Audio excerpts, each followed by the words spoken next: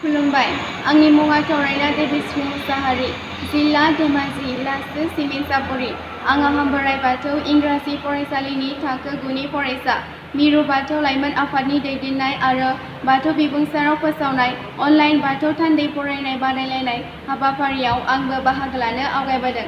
बे बादायलायनाय हाबाफारियाव बाथौ थान्दैनिनो बाथौ आयदाखौ फरायनो लादों। बिलाइ 18 जागायबाय।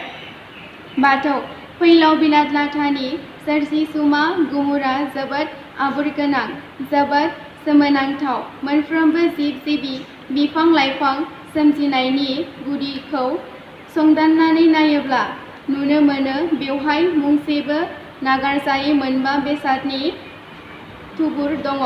बे गाहेला जिरादानो जादों हा, दै, बार, सान, अख्रां। जोंनि बयनिबो देहाया हानिफ्राय सोमजिनाय, आदारनिफ्राय महर सोलायनाय, सोदांनाय महर। मोगथां मेगनजों नुजाथिनाय गासैबो महरा बेनि सायावनो सोनारो। बेबादिनो जोंनि देहायाव थानाय थै, खान्थै, दै बायदि बायदि लाव लाव बेसादफोरा दैनि महर।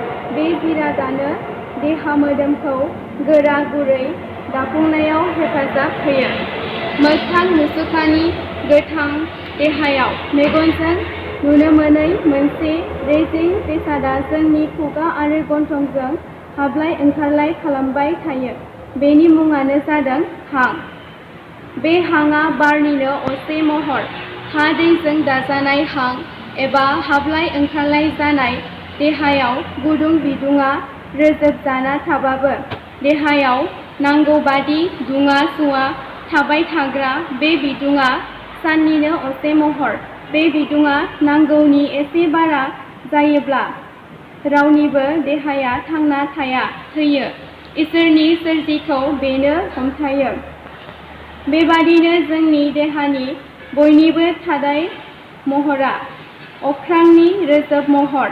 बयनिबो देहानि महरखौ लासै लासै फुदैलांबाय थायोब्ला बे जोबथारनायाव बिन्दो महराव थाहैगोन। बबेखानि गोथौयै नायोब्ला जोंनि बयनिबो उजिनायनि गुदिया बे थरथिं बिन्दोनि सायावनो सोनारो। बे बिन्दो महरखौ फुवारलांबाय थायोब्ला बेनो अख्रांमा महर जाहैयो। बे गासै बिथिंखौ गोथौयै बिजिरनानै नायोब्ला नुनो मोनो गमामायै हा, दै, बार, सान, अख्रांनि बबेबा मोनसेखौ नागारनानै जेबोआनो सोरजिजानो हाया। बेनिखायनो सुबुंनि गाहेला सोरजिनि गुमुर संदानगिरि आफा बाथौ बोराइ सि बोराइया बे मोनबा बेसादनि गुमुरा जोबोद गोथौ होननानै बुंलांदों। बे गोथौ गुमुरखौ बेनिखायनो बा गोथौ बाथौ बुंनाय जायो।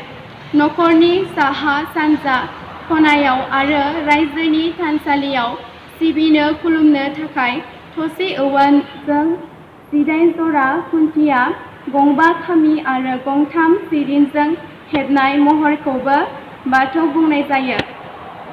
बे खामानिखौ जों बयबो बाथौ दुमनाय होननानै बुङो। मानोना बाथौ दुमनायखौ सोरजिनि गासै गोथौ गुमुर बिजिरजोबनो हानाय बादियै थाथौ महरै हेबनाय जायो। सिजौ गायनानै बाथौ दुमनाय जायगाखौ बेबादिनो बाथौ बिन्दो बुंनाय जायो। एसेनोसै, गोजोन्थों।